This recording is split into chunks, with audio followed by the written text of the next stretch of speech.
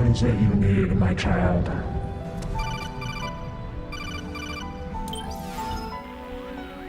Endurance in a cruel and thankless world.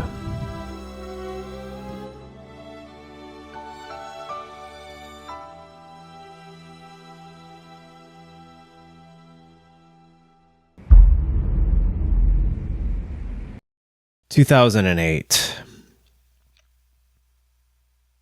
My wife asked me yesterday if I could choose 1 year to relive, which one would it be? And for some reason, even though I thought I was crazy and I didn't realize why I said it at the time, I said 2008 and she said, "Oh my God, me too." My wife and I met at the place that I worked for all of my, for the duration of the 2010s.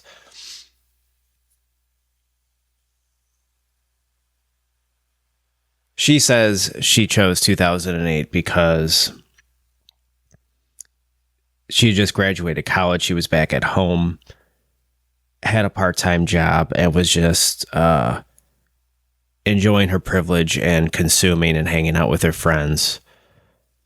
You know, going shopping at 2 PM when other people were, you know, doing adult things or whatever. And yeah, as a millennial myself, even though I did have a part-time job myself in 2008, I definitely agree with this. I didn't play Lost Odyssey when it released. Well, it released in Japan in December of 2007, and then got released in the West in February of 2008, I believe. It was a very optimistic time for millennials, perhaps the only optimistic time of our lives. Barack Obama was, you know, gaining immense popularity, and we all know how that turned out, unless you're somebody who still unironically believes in like liberalism and things like performative social justice or whatever.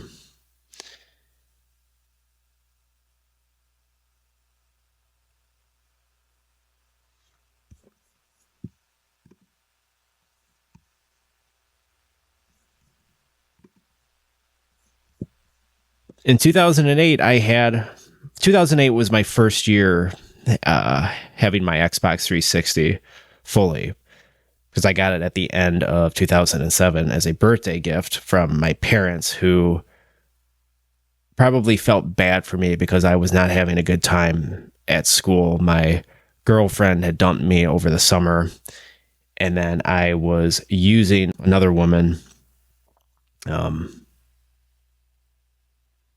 as a rebound and nothing more. I remember one time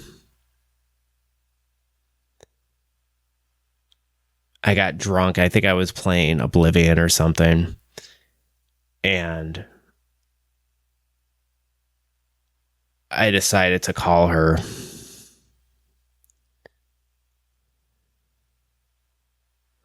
We won't tell this story today because we have so much we need to get to.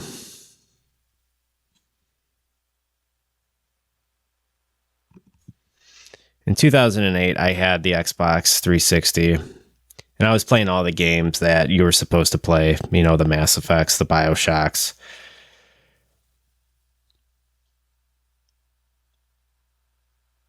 And then in 2009, I had disposable income, and I had a taste for JRPGs, but I, similar to Blue Dragon, had half read the reviews for Lost Odyssey, which were higher. Western critics were higher on Lost Odyssey than Blue Dragon, and yet still something about the idea of playing a Japanese role-playing game on the Xbox 360 seemed, I don't know if it gave me the ick, but I think it gave me the ick. And so I heard that games like Folklore, PS3 exclusive Folklore, was kind of like where JRPGs were going. And then, of course, in March of 2010, we got Final Fantasy 13, a PlayStation 3 exclusive. Tim Rogers says he knew a lot of his friends at the time purchased a PS3 for the sole purpose of playing Final Fantasy 13 and following a brand instead of a creator, which is, of course, Hironobu Sakaguchi, who, of course, was the man at the helm of both Blue Dragon and Lost Odyssey. I was one of those people who purchased a PlayStation 3 in 2009, mainly so I could identify with a brand and then bounce off of Final Fantasy 13 after 20 hours.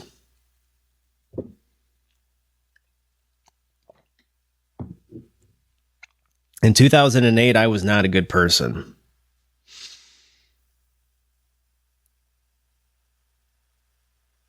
My girlfriend dumped me over the summer in 2007. I started seeing somebody at the tail end of 2007 who I did not treat well. We would hook up and that's it. And then when we graduated together in May of 2009, because her last name was similar to mine and we both had the same major, so we graduated together. And I remember we had to sit next to each other after I had kind of like ended whatever we had in a year before. She obviously didn't want to talk to me ever again. And I remember it was weird because like I think I like joked. I said something to her at the beginning as we were like waiting for the ceremony to start, and she kind of laughed. And I remember as we were getting up to leave, I was going to like say goodbye to her or whatever. Like, oh, thanks for the memories. I get up and she's sitting right next to me, remember. I get up, I look to my right, and she is gone. She just disappeared like a cloud of smoke. I also was seeing somebody who still lived in my hometown at the time.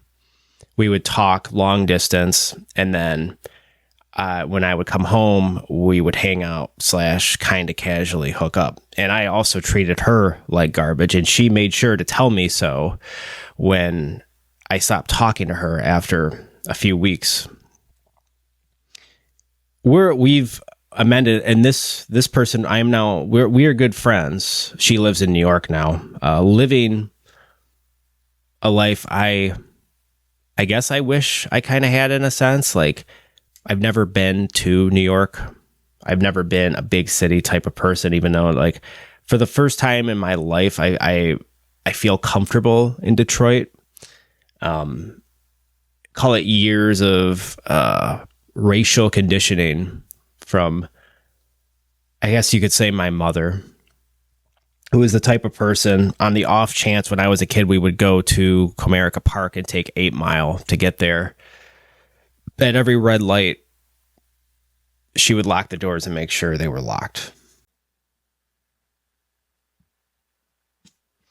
Blue Dragon is a game about patience. It's a game about giving instead of taking. And Lost Odyssey is still in that lineage, but more than patience, Lost Odyssey is a game about, I guess, the inevitableness of endurance, of having to endure as a man when you feel like you have nothing really to give.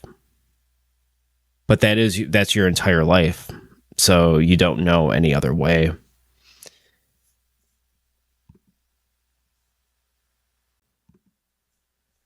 Kaim is an immortal who has lived 1,000 years. He has experienced so much. He's experienced empires rise and fall. He's experienced people close to him dying, friends, family, and he's experienced so much trauma. he's experienced so much that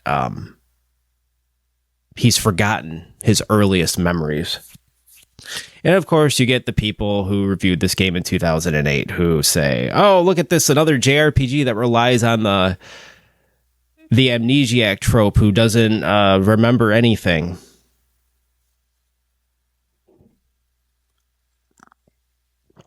Well, if you only sat down and played this game for a few hours, you would understand that, yes, it is a trope, but this game handles it in a way that I've never seen another game or movie or television series or book even handle this.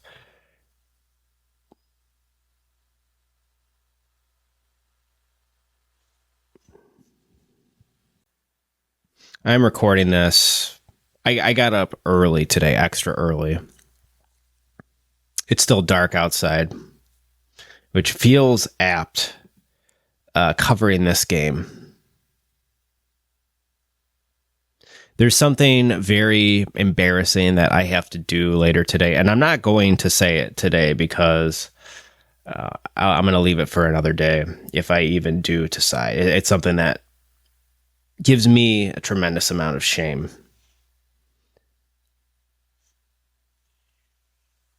But let's take it back to 2008. I started working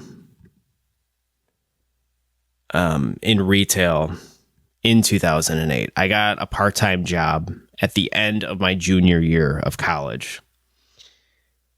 So I was home for the summer. I was working this job. And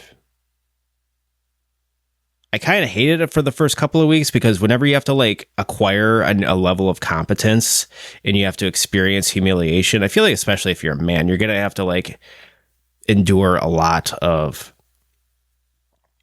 humiliation just in like learning new things and acquiring, you know, like a base level of competence. But once I acquired that competence and confidence, I started enjoying the job. I was like hanging out with people at work, and it was actually fun. It was pleasant. It was a good time. And I remember when I had to go back to college for my senior year, I was an English major, so I was taking difficult classes with 10 to 15 people in the class, taught by egotistical men who thought they were incredibly intelligent. I had this one professor who always liked to brag about teaching at an Ivy League university. I did not go to an Ivy League university. I went to a university in the Midwest, but he apparently used to teach at an Ivy League university. I can't remember which one. I think it was Yale, but it was either Harvard or Yale. And I remember this like made me feel really good because it made me feel smart, but it also terrified and overwhelmed the shit out of me because you're required to like participate in the class and kind of know what you were talking about with like these close analytical readings of like a paragraph of text from a book that today would probably be criticized for being written by a white man. Like we had to read Moby Dick. I remember we had to read Grendel, and I took classes where I had to read Latino authors, Chicano authors, Black authors. But for some reason, this course taught by a gay white man talking about white patriarchal texts gave me the most amount of anxiety. And I remember I never took the bus and I didn't have a car, so I would walk to all my classes. And the campus I was on was huge, and I lived in a house senior year that was way off campus. So it usually took me upwards of 30 to 40 minutes just to get to class.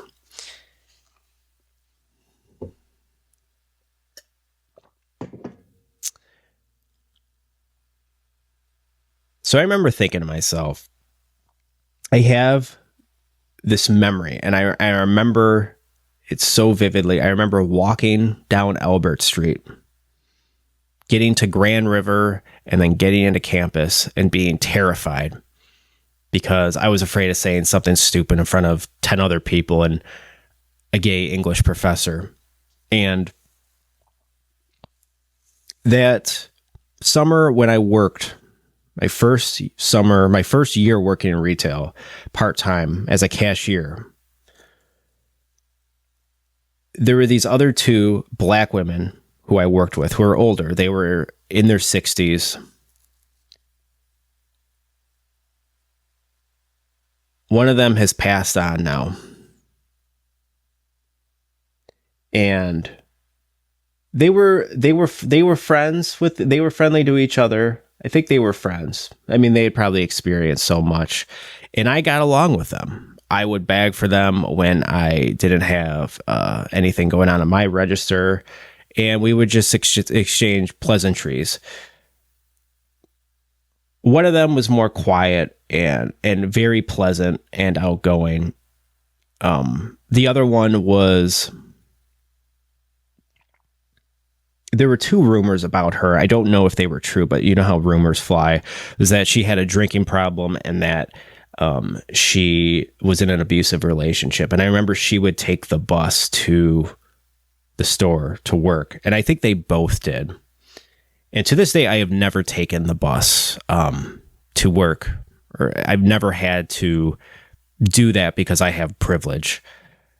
And I remember, like, I would be terrified walking to this English class talking about Moby Dick, which I didn't. I would like read. I wouldn't read the whole assignment material. I would read like 10 pages probably, and then like look up on Wikipedia, because this was back in 2008 when, like, it's not like now where you have a shit ton of like ChatGPT that can summarize it for you. At that time, I think you just had Wikipedia or Spark Notes, which I was hoping was enough. Even though it didn't really matter that you knew the plot, the general plot of whatever you're reading, because when you're taking higher level English courses, it's more about close readings of very specific paragraphs.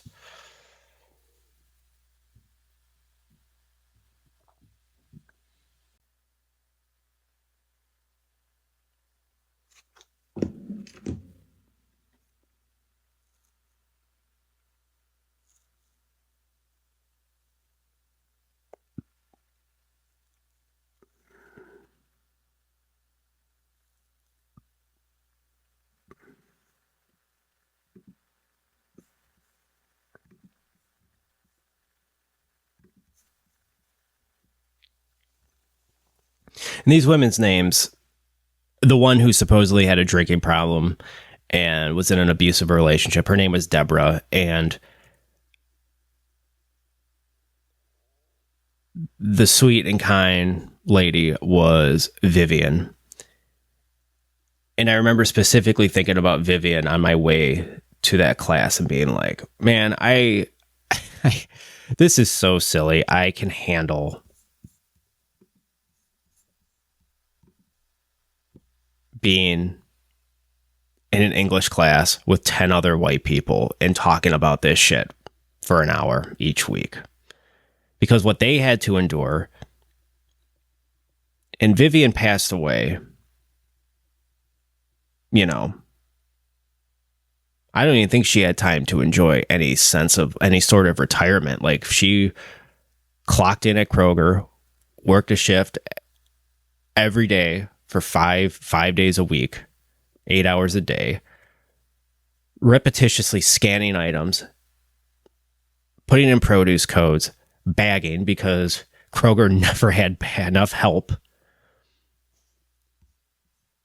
and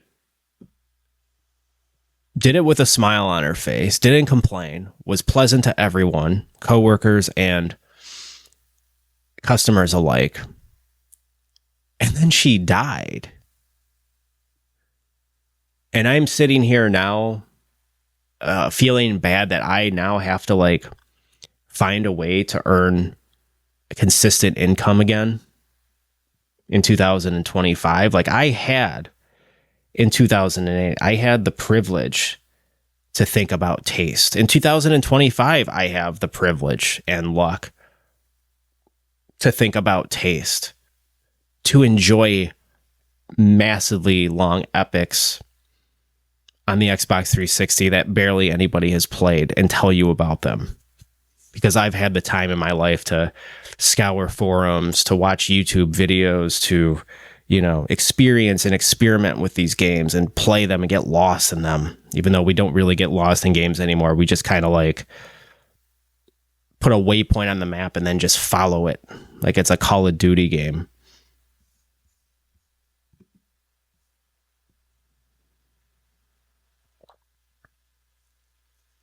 So that's what I realized yesterday, in 2025, hours after having a conversation with my wife, that we both agreed that 2008 would be the preferred time we would want to go back to when we were in our early 20s. We had the first semblance of hope we've had in our lifetime that things would change. That turned out to be a cruel, I guess, deception. But like, I think of all the people that have to endure the world and how I am lucky enough that I get to imagine one, that I get to spend so much of my days in my head, having the bandwidth to and the time to think about stuff that other people don't have the time to think about.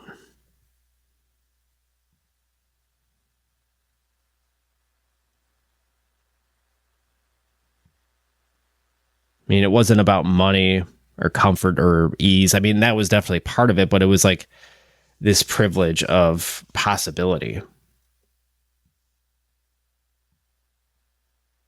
There's 3 things you need in order to be a happy person in whatever system this is that we're currently experiencing in the United States. I would say the 3 things are joy, stability, and freedom. Joy is the delirium that comes from having a purpose or meaning in life. Doing what I'm doing now, even though I know it's not going to get me paid and it's not going to get me clicks or whatever, it does give me joy. But I think the thing that gives me joy more than anything right now is watching my daughter grow up before my eyes. Zarathustra founded the first monotheistic religion, but it wasn't Judaism or Christianity or Islam. It was the monad, source energy. The closer you were to the monad, the more you vibrated on, at the frequency of love, or I guess you could say God if you want to get like hoity-toity about it. So the further away you are from the monad, the more you vibrated at the frequency of fear. Having a child gets you closer to God, which is why your will can have you do things that you once thought were impossible, like having the endurance to soothe your baby to sleep at 3 a.m. when you've gotten 3 hours of sleep the entire week. Chaim is like Zarathustra, but he's Zarathustra without the 10 years of solitude. As Nietzsche writes in Thus Spoke Zarathustra, he escaped the cave and walked, among the light outside. He lived in the mountains for 10 years in ecstatic solitude. All the time away from people gave him wisdom, but at some point he had a responsibility to return to the cave and share what he'd learned with others in practice. Chaim doesn't have the luxury of 10 years of solitude. He's lived 1,000 years. He has experienced empires rise and fall. He's seen so much loss that he has literally forgotten most of it because the human mind can only handle so much trauma. Chaim is immortal, so is he even human? I'd say so. I currently only have joy and freedom. Joy and freedom flow abundantly at the expense of stability. Before I quit my job, I had stability, but I didn't have joy, and I certainly didn't have freedom. And the only reason I quit my job is because I was losing stability. I once heard that you can either have time or money, but you can't have both unless you're super rich. But who the hell watching this is that? Freedom has run out for me, or perhaps time. I must seek out a job despite being terrified of losing everything I've learned, the boundaries I put up, the person I've become. But is it just a house of cards? The privilege I've enjoyed for 5 years now, despite not having much money to pay for anything. Do I trust myself enough to endure other people like I did in the 2010s when I became a people pleaser? I don't think it happened in 2008 when I was still just kind of chilling and having a good time. There was this one customer with a bushy mustache who used to frequent the place I worked. The woman who trained me, who herself was a people pleaser, who would say all the nice and courteous things to your face, but then talk shit behind your back, even though she was a sweetheart. I remember she treated this man so warmly, and I remember watching her do this, and I was impressionable at the time, so I wanted to do this too. She would do things like call him by his name, make him feel, validated and recognized. So I decided to do this. And lo and behold, he became cool with me. He'd come in and he'd see me, and immediately I'd start to dread it. I'd gotten what I wanted, and now I no longer wanted it, which was recognition and responsibility, but not respect. Because in order to become a people pleaser, you need to put down your boundaries. One morning I had to open the store, which meant I had to wake up at 5 in the morning, or in the wintertime, it was 4:45, and it had snowed overnight because one time I was late to work because my 2004 Taurus got stuck in the driveway because I didn't shovel and salt well enough.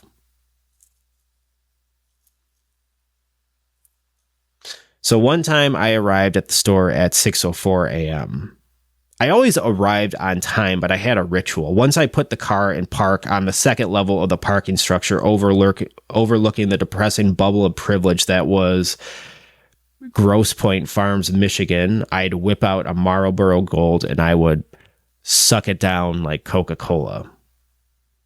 This first cigarette of the day was disgusting because I had just recently brushed my teeth. So on those days I opened, I had the conflicting tastes of mint, cigarettes, and coffee. Just a nasty mix in my mouth. But I needed that cigarette just to get me out of the car and into the store. The man with the bushy mustache was waiting at the door, upset he couldn't get in. "You're late," he says to me as I zombie walk my way to the entrance. "The store opens at 6, he adds. I still say nothing. I wanted to punch him square in the face. I wanted to take his stupid, privileged mustache and tear it off his skin. The amount of pathetic try-hardness of the older person who is standing at a store that is yet to be open is so cringe to me. I can't even imagine how cringe it is to me now versus how cringe it was to me when I was experiencing this, when this incident happened, which I believe was 2017. Self-awareness is both my greatest gift and my greatest curse. A curse because for whatever reason, I remember events. And like a Scorpio, I especially remember events where I feel like I've been wronged. I became a doormat just so I could feel like people could rely on me. This sweet old lady who had Frank Sinatra as her phone wallpaper used to always wait until a day I was working so she could come see me so I could help her set up her digital coupons because nobody else was as friendly or patient with her. One day I walked into the store to close, which I hated even more than opening because at least with opening, you had the rest of your day ahead of you. Sure, your face hurt because you barely slept, but at least you had the day. I walked in and first thing I saw was her waiting for me with her stupid phone and her stupid smile. This time I didn't smile back. She noticed. "Are you doing okay?" she asked me. "Are you doing okay?" is something a customer should never ask a retail or service employee, and it's a clear indication you've never worked in either.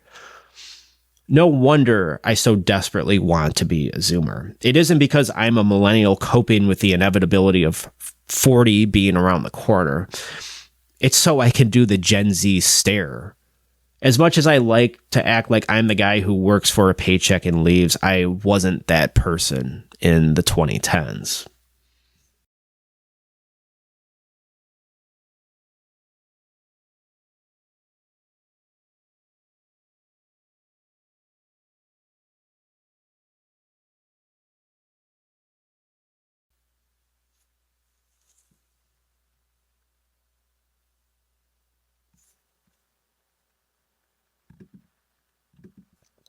And the other day, last weekend, I was really excited doing this project, and I was thinking of material. Well, here's the thing. It was Saturday, and my wife was going to work a shift at a store where she gets consignment. And she suggested my parents come over and help me watch our daughter. I reluctantly obliged because I know how difficult my daughter is getting and how demanding she's getting. She's getting frustrated more and more easily.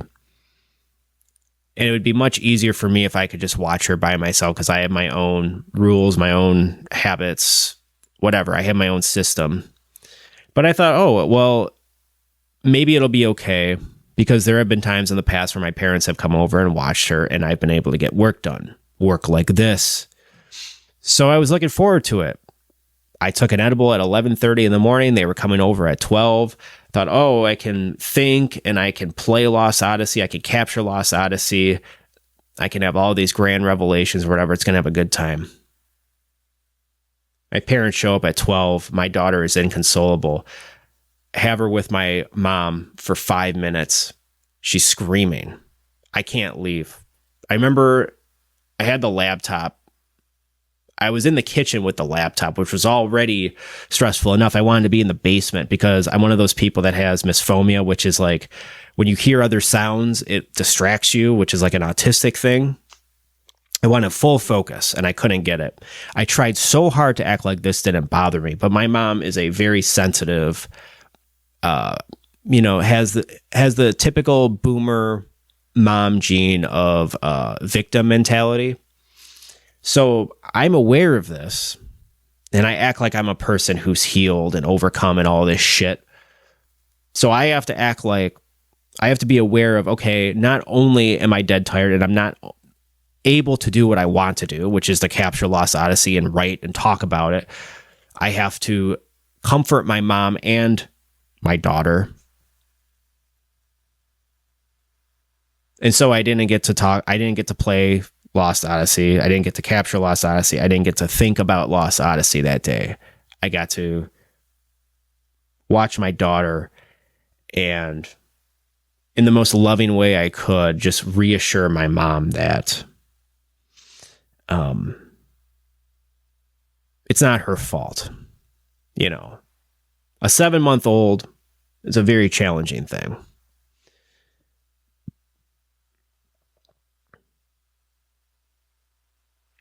And this kind of has to be how Chaim feels in a sense, right? Where he wants to enjoy life. He's experienced so much life that he's literally forgot a lot of life.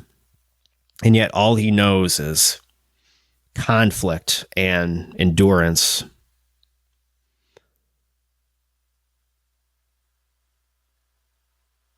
And then later that night, of course, my mom texts me and says, and I read it in her very, I don't know if she actually meant this, but I felt like she wanted an attaboy or like a there, like a pat on the back, like, oh, there, it's okay. You did the best you could. She goes, I am so sorry I wasn't more help today. And I just said back, it's okay. Our daughter's driving us crazy right now. And she didn't respond.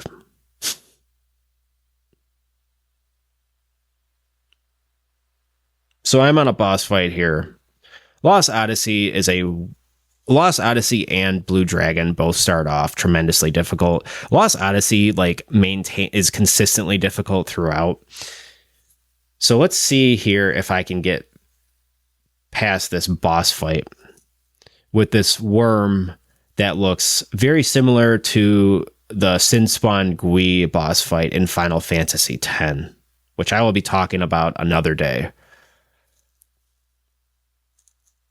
This combat system is similar to Blue Dragon, and it's kind of complicated, and you have to fiddle in the menus and kind of understand how the job system from Final Fantasy V works. There's Final Fantasy IX influence in there. There's Final Fantasy X. And I hope we'll see if I can even beat this boss, and if I can't, I'm going to have to figure something out for the second half of this video, because I want to show you, not just, I've been showing you a lot of combat here as I wax nostalgic and try to make some point that I don't even really fully understand about the spiral of time and how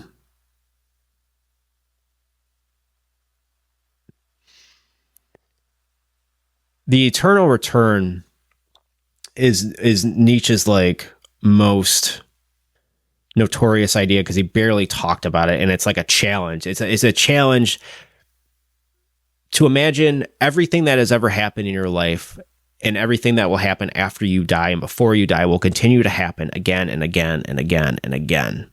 Would you still wake up every morning and say yes to that? Yes, I will be an active participant in this life. And I think this is what he thought the Übermensch or the Overman would eventually be.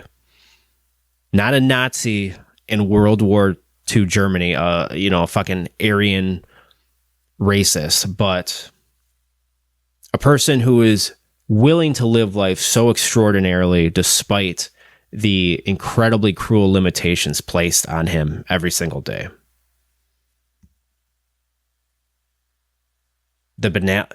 Saying yes to a life of endless banality, of cyclical banality. I don't think I'm going to beat this boss, but I'm going to show you, because Lost Odyssey is a game that is more than just the sum of its parts. It's not just a game with a very deep combat system. It's also a game about endurance,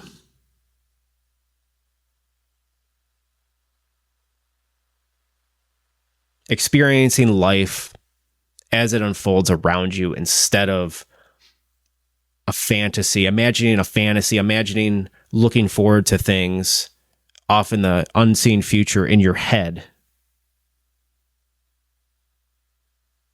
It's having time for the people in your life who are still in your life and being grateful that they are in your life instead of long forgotten ghosts. Well, maybe not even forgotten, because you still think of them from time to time. Who knows?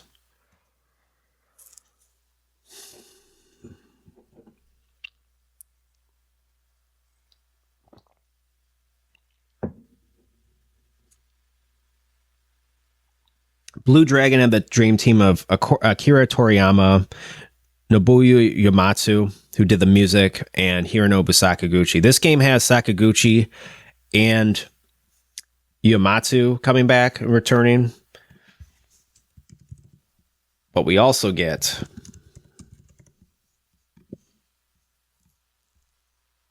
Kiyoshi Shigematsu, who wrote the short stories this game has, and I will show you one of them. These short stories are like the thing that makes this game a must play. Like, if you have only time for one Xbox 360 JRPG trying to complete whatever project the early to mid 90s SNES RPG was trying to do, I would say if you had to choose between Blue Dragon and Lost Odyssey and you could only play one, this is the one.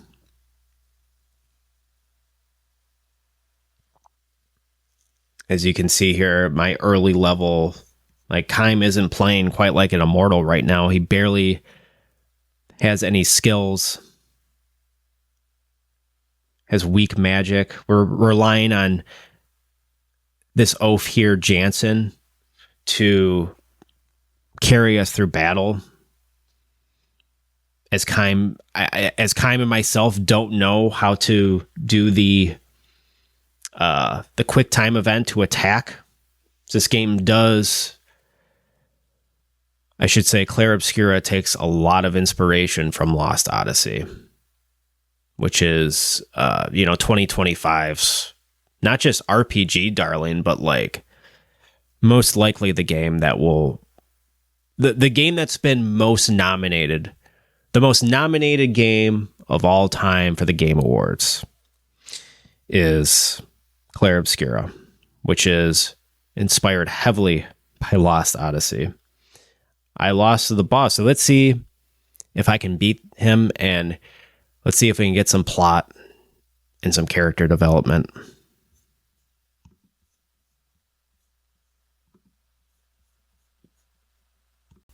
So I should probably talk about Lost Odyssey instead of just waxing nostalgic about my shortcomings as a human being. Let's crack this bad boy open.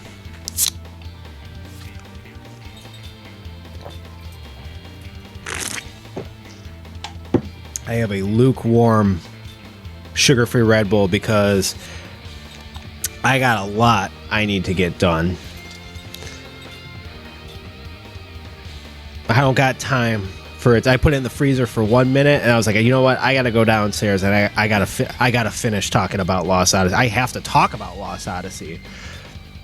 So I went back. I grinded for a couple hours because this game is incredibly, overwhelmingly difficult, especially for a Japanese role-playing game. You are never safe in this game, even when you think you've figured out what to do.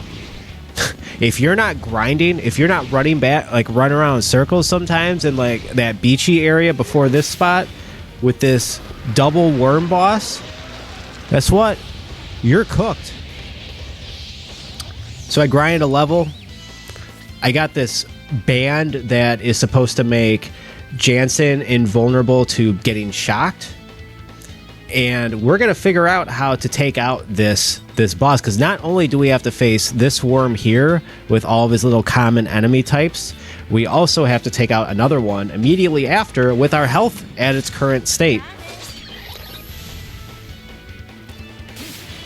So I gave Kime all barricade, which is like casting it. It costs a tremendous amount of HP. As you can see there, Kime's MP got zapped down to 0 because I gave magic resistance to every single person in the party. Problem is, I don't think at any point does any of the common enemy types attack with magic, and the worm only has one attack, but it's devastating.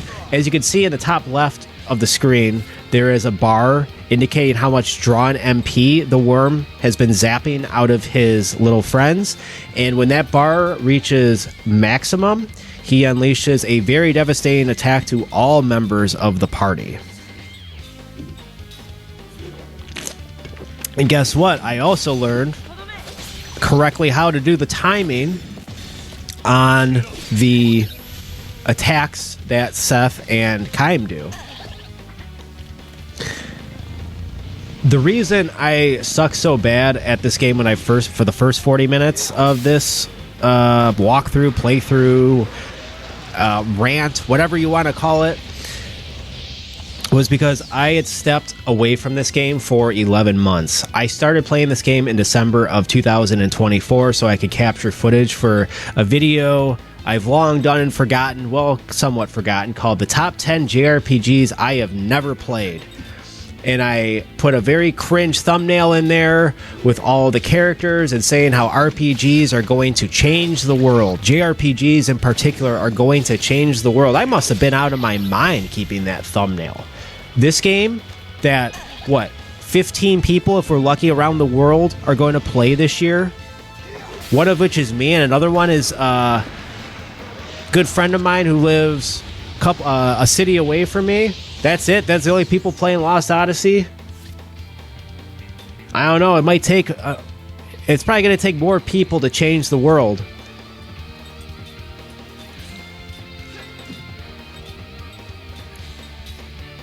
And then for this fight... Like, this fight is a perfect... I mentioned... I mentioned when I got my ass handed to me by this boss that it reminded me of the Sin Spawn Gui fight in Final Fantasy X. I'm not entirely sure, like the worms do look like the Sin Spawn Gui, but that fight was a very different fight. He inflicts poison on you, and it's just him. It's not, there's no like common enemy types. Here we are. Here's the second worm with no break in the action. Just a short cutscene to show you what's happening. But the Sin Spawn Gui fight and this fight seem like yet another wall designed to, like, you really got to know what you're doing now at this point in the game, because you almost certainly have to have Jansen equipped with the lightning band, because as you the worm is about to cast. Oh, that's another thing. Even if you take out the first worm, even as the drawn MP bar is at max, it doesn't reset with the new. Here comes the Paraflare. Look at this.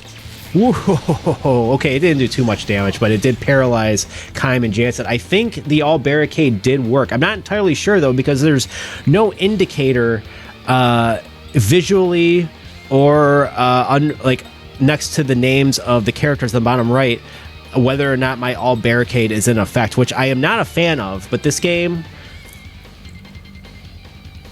goes the extra mile in just hardcore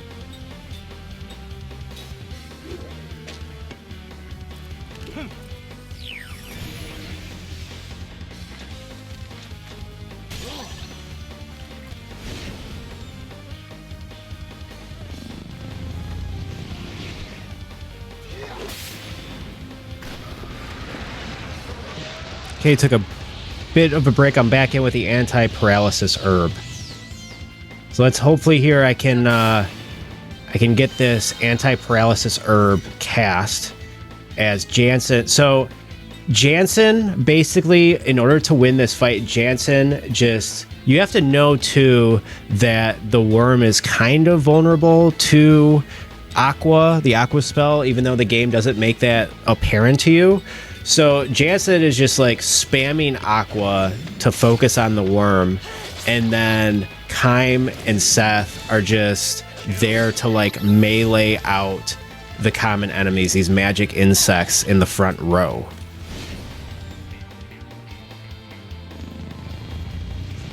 It's a very tricky fight. You think it wouldn't be that hard because the worm never attacks, but the main attack, like the one attack he does, is obviously so. It's like this is a common Sakaguchi trope where like you get the boss that doesn't attack often, but when it does, it's like it's going to hurt. It's usually like later on in the game.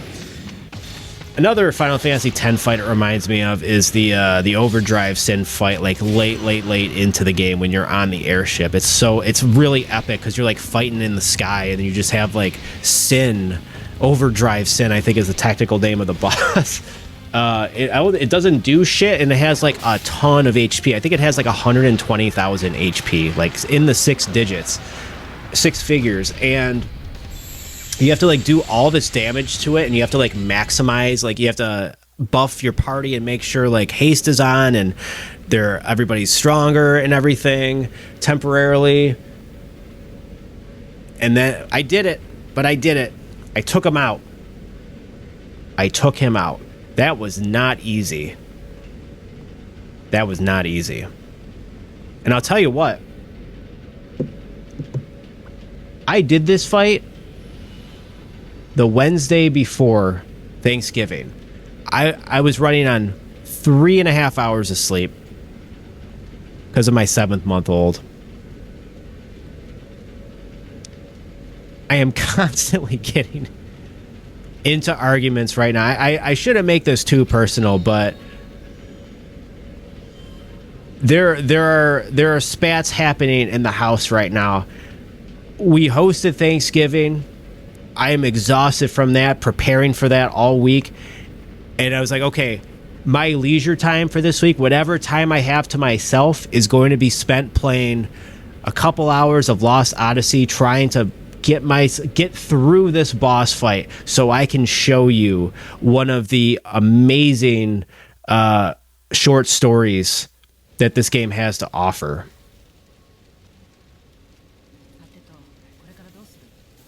So that's what I'm going to do. I was so proud of myself for overcoming what I thought was an impossible wall. I should probably mention too the dynamic between like the party members here.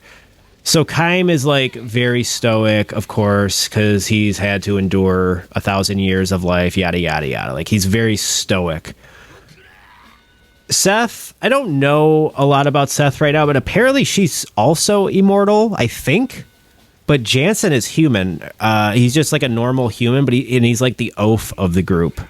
So you can give like certain buffs. You can do like I think they're called like seed slots, where you can like add different link. You can link like different skills or like more skills if you find these seeds, but you can only give them to the immortals. You can't give them to Jansen, even though like early on in the game, Jansen is kind of like your most OP character because he has all the like his black. He's the mage of the group. Even if you try to make Kaim and Seth more mage-like in the beginning of the game, it still behooves you. Like you have to use Jansen on that worm fight. The cinematography here too, where it does like the De Palma thing of like doing the split screen, but it like Sakaguchi splits it 3 ways. Very lively stuff going on right now, and I'm not entirely sure like plot wise what's happening. I know that there's like 2 warring factions, and there's like revolutionary fervor in the air, but it's being snuffed out. Like it's one of those JRPG stories where like the evil empire, whether you want to call it like authoritarian or fascist, whatever, I don't know, like they're in control though. And that's all I really know about what's happening here. I'm not entirely sure where this plot is heading, aside from the fact that we have 2 immortals here who have seen empires rise and fall, and then you have this oaf Jansen, and they're just like going on this epic quest as like the world seems to be changing again. I mean, that's the thing with change, right? It's like there's like great periods of history. There's like the Napoleon changed society, you know, in the early 1800s, and then things kind of like are stagnant for a little while, and then like it's like whenever there's like great people, there's always like a bunch of them. 19th century Germany, for example, like think of all the I know like my channel leans pretty like philosophically, so like I'll give the philosophy example, like Germany being this incredible country based on like will to power, because they were in the 19th century, like they were becoming like rivals to Great Britain, and Great Britain did not like that. But Germany, like, or the Prussian state, Prussia is involved somehow with Germany, but Prussia was knocked out, I think, like by World War I, so not until like the early 20th century. I could be wrong on that, so don't fact check. I'm acknowledging I could be wrong, but like the point is, like, Germany was a very like had to become. They had to be like united, the whole country, because the whole empire, because they were surrounded by enemies, and Britain did not like the fact that Germany was gaining so much power and influence. And because of that, you get like, you really see like a lot of the Enlightenment, like from the Renaissance, really coming to fruition in 19th century Germany. I mean, you have Hegel, you have Nietzsche, you have Schopenhauer, like you have those 3 all in a decade. And think of how like oppositionally contradictory Hegel and Nietzsche are. Even though Hegel is known as like the great philosopher of contradiction, and yet Nietzsche's like, no, this guy like doesn't have the right values in mind. He's still thinking in terms of like liberal democracy or whatever, like, which, you know. And I don't know if that's like what this game is going for, like some kind of like loose allegory on like like feeling like you're an empire, but you know, always insecure and always like you always have to. But these like pressure cooker moments for a nation really make or break it. And by the early 20th century Germany, I mean they became more of like a military than a state. So that's where you get kind of like, you know, they take on the whole world in World War I, and they lose, even though they're like the biggest military in the world. They get severely humbled. And then we all know what happens after World War I. Like hyperinflation happens, and the country becomes very vulnerable. And they have a very brief flash of like hope with democratic socialism, but that doesn't work. And then and then we know what happens in the 30s and the 40s.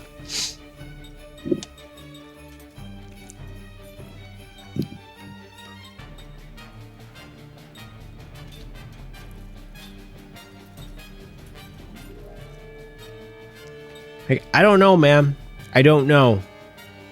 I feel like, with the exception of like a couple of my close friends, man, I'll tell you, it feels like this isn't anything like novel or new or exciting what I'm about to say, but like the United States, the vast majority of people in this country, even like they're aware of how manipulated they are, and yet even still with that awareness, we're still producing to consume, we're still consuming to produce. And it's like even the people who are aware of how they're exploited, it's like they are so far down the spiral that they don't know. They don't even know the first step of how to get out of it. And then we have all of these like, we have these big tentpole holidays like Thanksgiving and Christmas, even Halloween now, I would say. Like, the end of the year is stacked in the US because you have Halloween at the end of October, and then you don't even get a month break, and then you get Thanksgiving, and then you get Christmas a month after that. 3 major holidays in the span of like 3 months. And it's no wonder that these like are typically the most stressful time of the year for Americans. And these events, and by events I mean like American holidays, especially I would say Thanksgiving and Christmas, are like these are supposed to be designed to be these like family get-togethers that are supposed to like, even though we all know how like cooked we are and we're overworked, there's still a chance at redemption because we'll have Thanksgiving dinner, even though we'll talk shit about our family behind their backs. We'll like, but then at the same time we have to like collaborate and like host Thanksgiving. And if you're hosting like a Thanksgiving or Christmas, like God bless you, because that shit is not easy, and it'll often go unrecognized, especially if you're a man.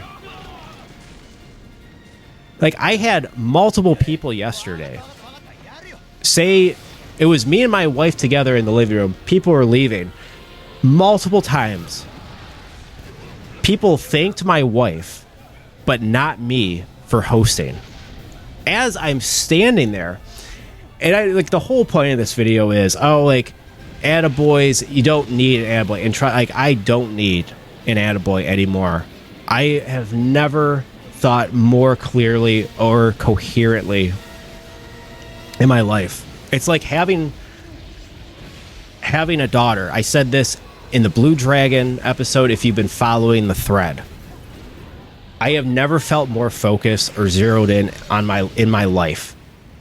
I smoke weed, but like outside of that, I don't drink anymore. I don't care to drink anymore, because guess what?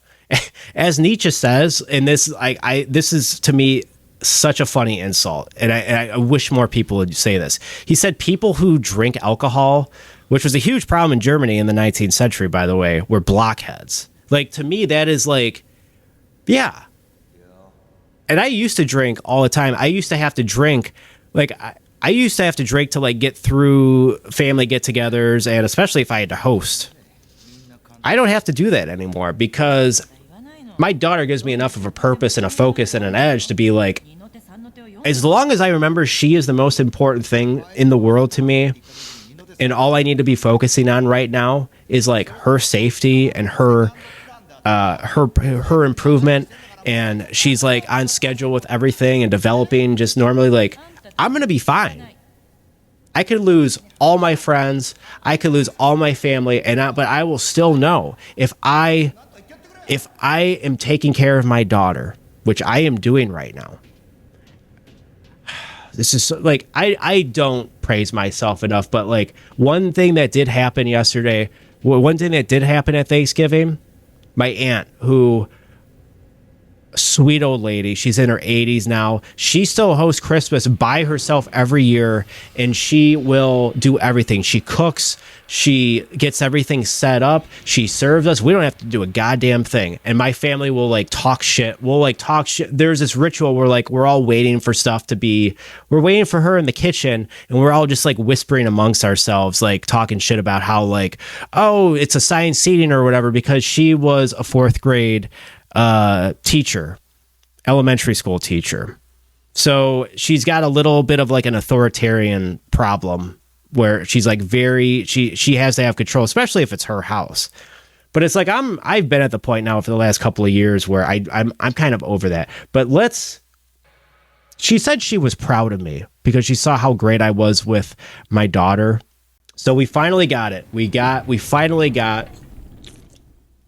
But enough about that. We finally made it. I'm going to read this. I'm going to end on this. I'm going to read the short story. He is in darkness. Unlike the darkness of night, it is enclosed, devoid of depth or expanse. He hears a heavy door slowly rumbling open. A shaft of light shoots in, but it is not so well defined as that. To eyes accustomed to nothing but darkness, oh, I missed it. Stop this, please. I beg of you, let me go. A young man's screams echo through the emptiness. No voice answers him. Crouching in the darkness, counts the footsteps. 3 men have come in. The disorderly footsteps probably belong to the young man. The other 2 are perfectly regular. Please, I'm begging you. If it's money you want, I'll get you all you could ask for on the outside. I promise. I won't forget to show my thanks to you. Please. The only reply of the 2 men who have brought the young one here is the clunk of an iron lock opening. No, please, I'm begging you. I'll do anything you want. Anything. A dull thud is the sound of flesh tearing, bone wrenching. Someone collapses on the floor. A strangled scream. The clunk of an iron lock closing. Kime knows the young man has been thrown into the shell diagonally opposite his own. When you are locked into one of these windowless shells, your hearing becomes acutely sensitive. Don't do this. Let me out of here. Please, let me out of here. From the sound of the voice, Kime can imagine a young man's face with boyish traces. A small-time hoodlum, hardly a step above a teenage gang member. When he was still on the streets, no doubt, he used to swagger down the sidewalk, his cunning but cowardly eyes darting every which way. The 2 men who brought him here maintain their silence to the end, their footsteps moving off together. The heavy door opens and closes again. Left alone in the darkness, the young man howls his entreaties for a time, but when he realizes they will do no good, he shouts himself hoarse, spitting out one curse after another until he begins to sob. Quiet down there, an old man calls out from one of the inner shells. It won't do you any good to make a fuss. Time to give up, sonny.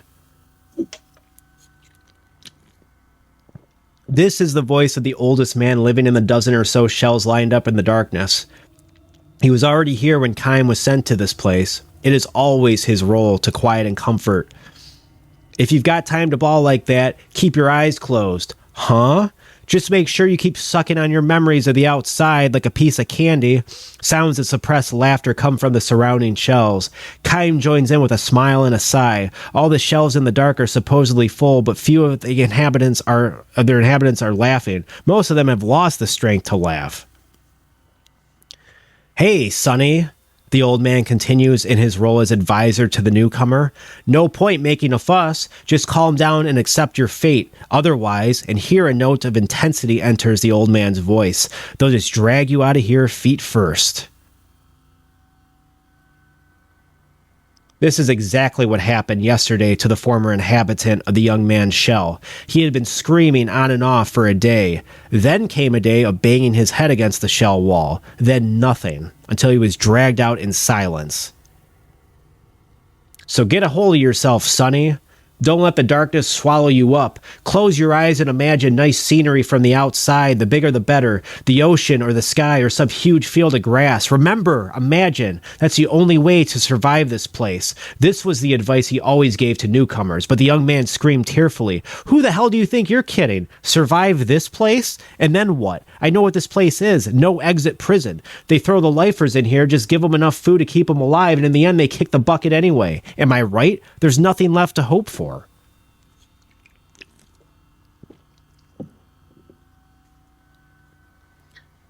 His shouts turns to sobs again. This is the reaction of most of the newcomers. Nor are they mistaken. This is a prison. Each of the shells is a solitary cell with bars, and the sun shines on a prisoner only. Everybody dies, Sonny, that's for sure. You just can't let your mind go before your body does. Hope doesn't have to fade unless you throw it out yourself, the old man goes on softly. Then he adds with feeling, this system we live under can't last much longer either. The old man is a political prisoner. As leader of the anti-government faction, he long resisted the dictatorship until he finally lost the struggle and was imprisoned.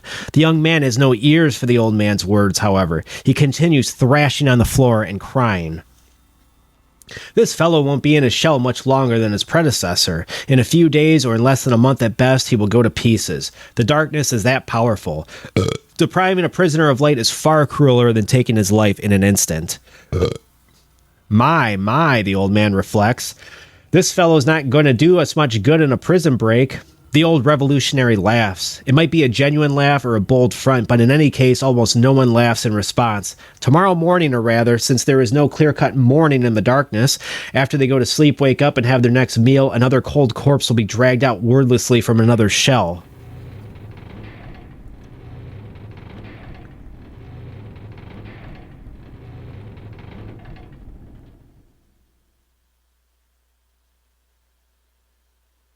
Hey, listen, how many of us are here now, the old revolutionary asks. Answer if you can hear me. I can hear you, Kime says. His is the only voice. Man, this is bad. We were full up a little while ago. The old man gives a dry chuckle. Kime asks, I wonder if something's happened out there. Maybe so, answers the old revolutionary. If you ask me, this would be about the right time for a coup d'etat or a revolution. My boys aren't going to keep quiet much longer. What was your name again? Kime? Have you noticed what's happening? How there used to be a lot more guys getting thrown in here until a little while ago, and most of them real nobodies, not worth sentencing to life? Sure. The young man was one of them, nothing but a small-time crook. It just so happened that the storehouse he broke into belonged to a rich man with ties to a powerful politician. This was the only reason they put him in a shell. The shell always used to be full. They would throw a bunch of men in here and they would die. Then the new men would come and they would die. The young man was one of those. The terror of being enveloped in darkness was too much for him, and he went to pieces. He was apparently having hallucinations at the end. I'm coming, Mama, I'm coming. Wait for me, please. Mama, he repeated over and over like a child. Where are you, Mama? Here? Are you here? And he gouged his own eyes out with his bare hands. I figured things were getting scary out there, the cops losing control, so the government was really starting to crack down, which is why these shells were always full. This is what brought the young man here. Blood streaming from his eye sockets, he died muttering in snatches. What did I do? Everybody knows damn well there are plenty of wet men way worse than me. But now the place is empty. Do you know what that means, Kime? Sure, there's so much crime out there now that the government can't suppress it. You got it. The whole royal family might be strung up now for all we know. It's a revolution. It will happen any day now. That means you and I will get out of here. My boys will come and get us. Just hang in there a little while longer. Kime nods in silence. The old revolutionary goes on. You're strong, Kime. Not many guys could stay as calm as you, thrown into a shell and enveloped in darkness like this. Not even Kime can explain it. It is true that he was strangely calm when they put him in the shell. The darkness was something he seemed to recognize as a distant memory. In the distant past, too, he too may have tasted the anguish of the other shell inhabitants to torture by the fear of being sealed. How are you so tough mentally, Kaim? Does it mean you too are a revolutionary?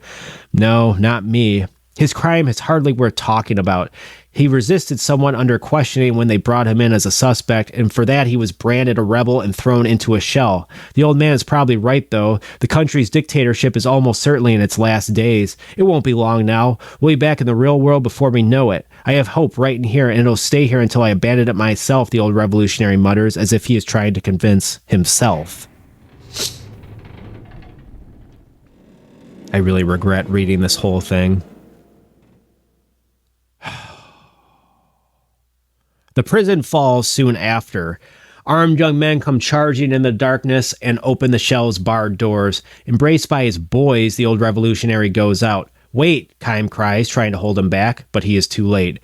Anxious to see the new world following the destruction of the old system, the old revolutionary steps outside and opens his eyes. It is evening. Though the sun is nearly down, its light is still strong enough to burn eyes accustomed to total darkness. The old revolutionary presses his hands to his eyes and with a groan crumples to his knees. Kaim has saved himself by shielding his eyes with his arm. Not even he knows what caused him to do this. Could distant memories have taught him that the truly frightening thing about punishment by darkness is what happens after the release from prison? When could I have been imprisoned and where? More important, how long have I been on this endless journey? With bleeding eyes, surrounded on the ground by his boys, the old revolutionary searches for Kaim. I came all this way, Kaim, only to make one terrible mistake at the bitter end. My eyes are probably useless now. This is precisely why I asked Kaim for one last favor. Tell me, Kaim, what is the outside world like? Has the revolution succeeded? Are the people happy? Are they smiling joyfully? Kaim opens his eyes slowly and just barely beneath the shade of his hand. As far as he can see, the ground is covered in bodies. The corpses of royal troops and revolutionary troops are heaped on one another, and countless civilians are dead. A mother lies dead with her small child in her arms, the bloody corpse of the child's father next to him, arms outstretched in a vain attempt to shield them. Tell me what you see, Kaim. Kaim fights back a sigh and says, You must work from now on to build a happy society. The old revolutionary senses the truth. I won't abandon hope, Kaim, no matter what. As if to say, I know that. Kaim nods and begins to walk away. Where are you going? I don't know. Someplace. Why don't you stay here and build a new world with us? You of all people can do that, I know. Thank you, sir, but I'll be moving on just the same.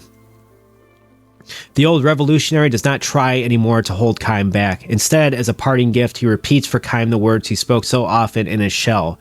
There will always be hope wherever you are until you yourself abandon it. Kaim walks on. His eyes chance to light on the body of a young boy lying at his feet. The boy breathed his last with eyes wide open in fear. Kaim kneels and gently closes the boy's eyelids. He knows deep down in a memory too far away for even him to reach that while darkness can be a great source of terror, it can also bring deep and lasting peace. Kaim is still afraid.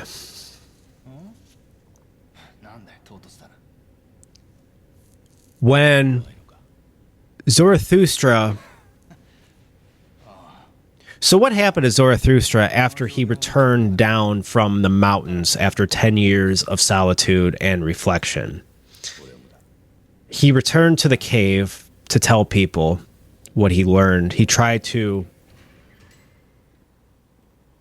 not even instill, he told everybody what he learned, perhaps new interpretations of the world, new value systems. And he was laughed at, he was dismissed, not taken seriously, disregarded, really. Probably sounded crazy. And this is the real challenge. It's not reflecting in solitude and learning all of these like painful truths that might make, like, Nietzsche was always like very sickly. And Deleuze, who is a 20th century philosopher, a French philosopher who is very heavily inspired by Nietzsche, who I've mentioned many times on this channel, he experienced the same thing. And when he realized he no longer really had full control of his life because he was so sickly all the time, because he was like experiencing all these, like, he was trying to create all these new concepts and trying to create like new value systems, some kind of like new question to like how to endure and tear through capitalism, whatever you want to call it. Deterritorialization, reterritorialization, all that jargony gobbledygook. He chose to take his own life by, I think he like ran out of his like second floor window or something. I think he like jumped out of a window of like his apartment and died. I could be wrong, but he definitely unalived himself because he no longer had full control. Here's the point. When you do reflect and you do feel like you have this inner strength that you almost feel invincible, but you're not invincible because you're not a god. You're just a human being. Being around, it's not just the reflection and like the discovery of like trying to create a new horizon. Not only that makes you sickly though, it's also being around other people perhaps with chaotic, unpredictable energy that zap your energy, whether they intend to or not. And this is the true strength and resilience. And this is the lesson of Zarathustra. This is the lesson Kaim probably has had to learn over 1,000 years of endurance. There's always going to be a responsibility, and that responsibility is always going to be challenged, and you're going to be blindsided. There's going to be people in your life, whether you want them in your life or not, who are going to say things that annoy you, piss you off, rub you the wrong way, contradict what you're trying to get across, even if maybe you're not even trying to maybe you've returned to the cave and you're not trying to create new values, create dialogue with people. You're just in their presence. Maybe because they like your presence and you're easy to talk to, and they don't realize how exhausting and joyless and life-denying they are. And then you take that on. Maybe because you're an empathetic person, or maybe because you still, in order to like, you can't create a new society on your own. You have to do it with other people, no matter how much quiet reflection you get. And that quiet reflection, the men and women who figure out what they want out of life, how they can cultivate taste and culture on their own without other people. Those are people that, because we always say, oh, like being around other people is the way to like find yourself. But there are like, we live in a reality now, a situation where like, if somebody finds themselves in their tastes and their value systems and their convictions, and they do it mostly with like either by themselves or with like a very, very tightly knit group, but they don't have like a large family or whatever, like that is commendable to me. And yet there is still going to be times when you have no choice but to go into the cave and experience other people's trauma. And that's why you are never fully healed. You are never fully redeemed. You are always in a state of overcoming and becoming.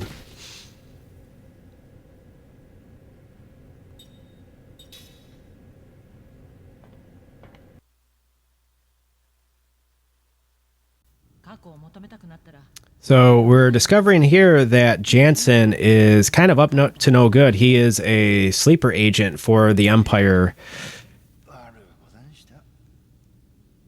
So that's not good. That's not good for Kaim and Seth. I really want to see where this goes now. Like this guy he's talking to, this like I don't know, Braun Breaker ass looking fool with frosty tips is Definitely not a good guy.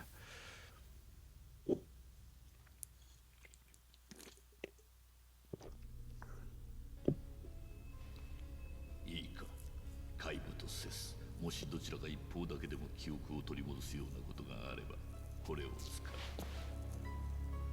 これなんですか？魔動力の結晶とだけ言っておこう。 Or I could be wrong. I don't know. Maybe he is. Maybe he is fine. I don't know. Actually, I don't know. Don't quote me on that. I am not.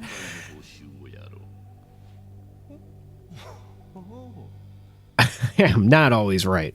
I am not always right, and I definitely don't think I was right there. I think I'm not entirely sure who that Braun Breaker. Like, I've seen him in cutscenes before any of this stuff that I've showed you, but yeah, I'm gonna wrap it up here. I hope everybody who watches this is doing okay, even though, well, regardless of whether or not you live in the United States, maybe you live somewhere else, but like, if you live in the U.S. right now and you're watching this, you know, I don't have to tell you how much we all feel like we're spiraling, and this country is spiraling. And yeah, it's kind of on you and only you to like figure out how to lead a healthy life, as healthy as it possibly can be, knowing this kind of like chaotically depressing future we kind of have ahead of us here.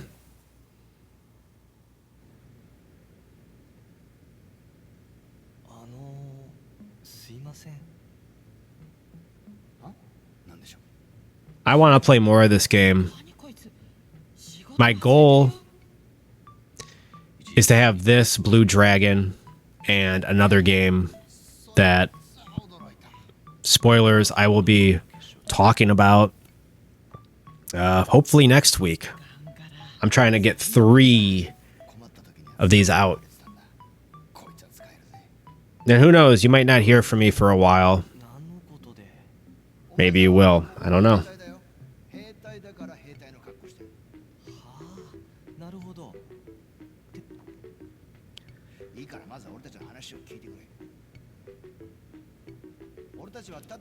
But once you realize you have privilege, you might feel guilty for a while. You might feel helpless. You might feel sick.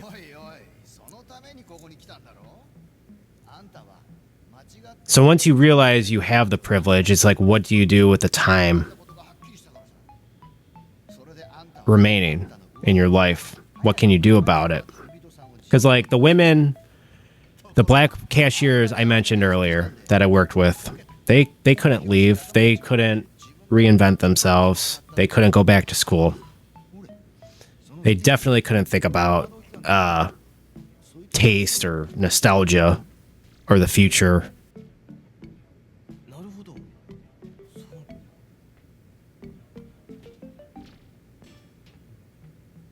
Like, they had to endure the world like Heim.